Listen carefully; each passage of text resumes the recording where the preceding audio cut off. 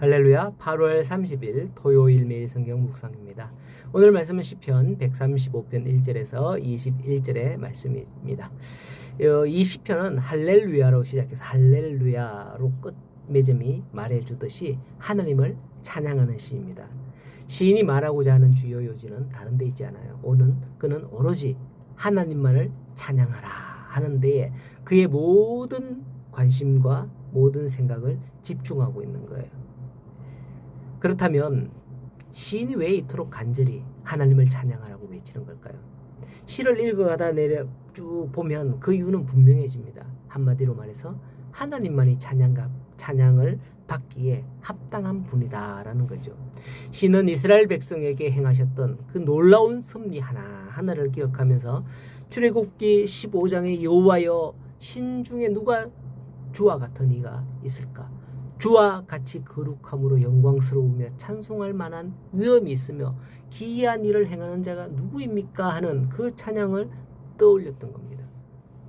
그분만이 우리 찬양과 경배를 받으시기에 합당한 분이며 그의 은혜를 입은 모든 자들은 전심으로 하나님께 경배할 것임을 고백하고 노래하는 겁니다.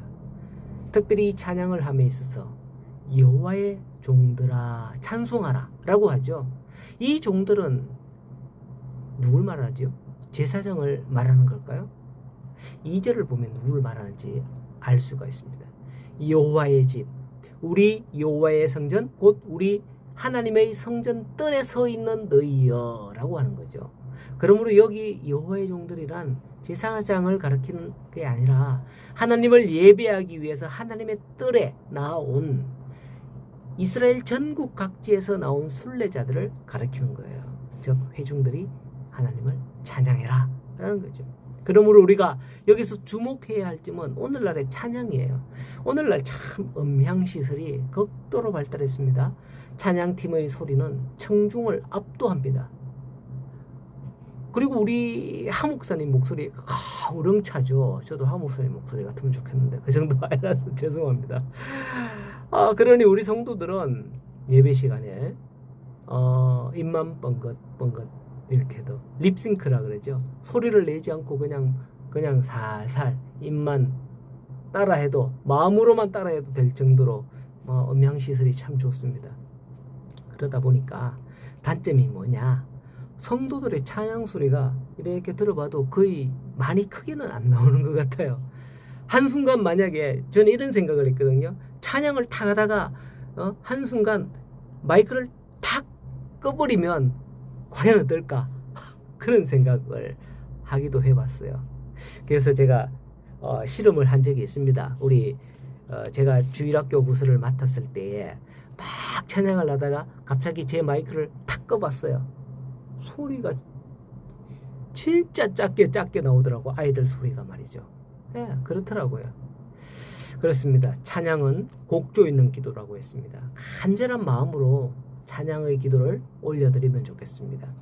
우리 장년순에서 보면 남자 순에서 보면 주로 한 달에 한 번씩 이렇게 덕송을 하시던데 너무 은혜스럽습니다. 우리 교회도 어느 순 주체로 이 찬양 대회 같은 걸 하면 안 좋겠나 그런 생각이 들어요. 그러면 찬양이 뭔지 다시 한번 생각해 보는 그런 기회가 되지 않을까? 그런 생각이 들기도 합니다. 자, 어쨌든 4절에 보면 여호와께서 이스라엘을 특별한 소유로 택하셨다고 하죠. 이러한 특별한 소유로 삼았다고 시인이 보는 이유는 이후에 나오는 내용에서 더 명확해집니다. 애굽에서 이스라엘을 위해서 행하신 그 일들과 가나안 땅을 점령하면서 일으키신 그 놀라운 일들을 쭉 이제 언급을 하고 있습니다. 근데 저는 이런 생각을 합니다. 이 반대편 사람들이 생각하면 어떨까요? 지금도 보면 세상은 우리가 교회적으로 생각하려면 이건데 반대편 세상 쪽에서 교회를 보면 이상하게 생각하잖아요.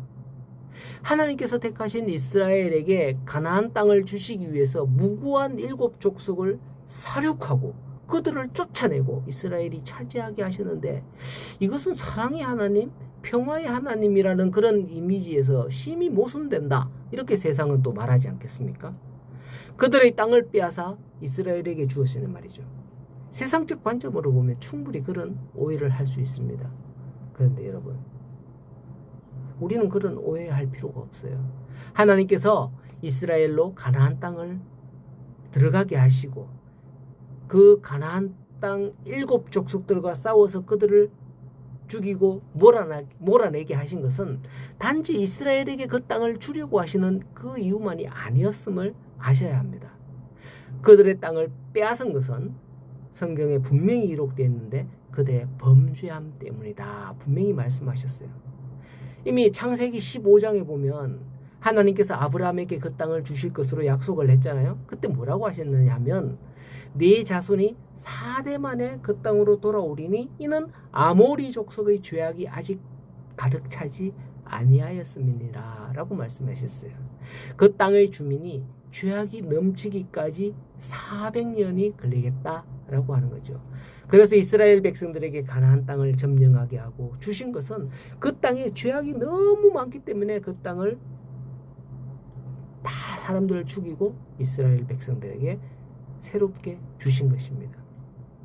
그렇다고 해서 그 땅이 영원히 이스라엘의 소유된 건 아닙니다. 이스라엘이 우상을 섬기고 하나님을 멀리할 때 그 땅 거민들을 토하여 냈던 것처럼 그들도 그리할 것이다 라고 했거든요.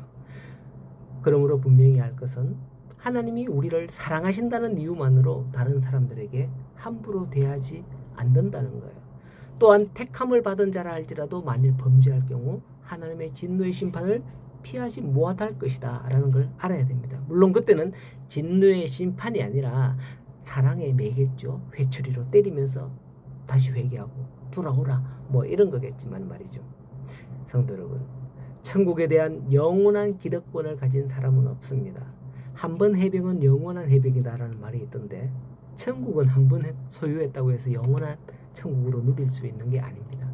깨어있지 않을 때 언제든 그걸 빼앗겨 버릴 수 있다 말하죠. 사도 바울은 빌립보서에서 말씀했잖아요. 너희가 항상 두렵고 떨림으로 너희 구원을 이루어 가라 라고 했습니다.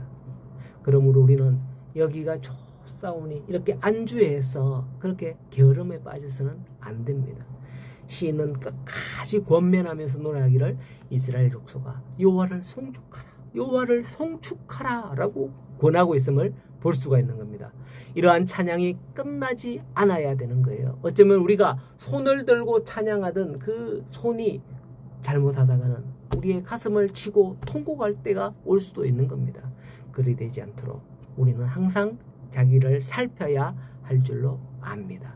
열왕기상 18장에서 보면 엘리야는 이스라엘 백성들에게 말했습니다. 엘리야가 모든 백성에게 가까이 가 이르되 너희가 어느 때까지 이 둘 사이에 머뭇거리느냐. 이 둘 사이라는 것은 바알과 아세라 그리고 하나님 사이 말하는 겁니다. 여호와가 만일 하나님이면 그를 따르고 바알이 만일 하나님이면 그를 따를지니라 라고 엘리야는 말했습니다. 여러분 누구를 따르겠습니까? 오늘도 살아계신 참되신 하나님을 따르며 경배하며 찬송하며 나아가는 우리 모든 성도들이 되기를 간절히 소원합니다. 오늘도 여러분들의 입술에서 찬양이 항상 넘쳐나기를 간절히 소원하고 축복합니다.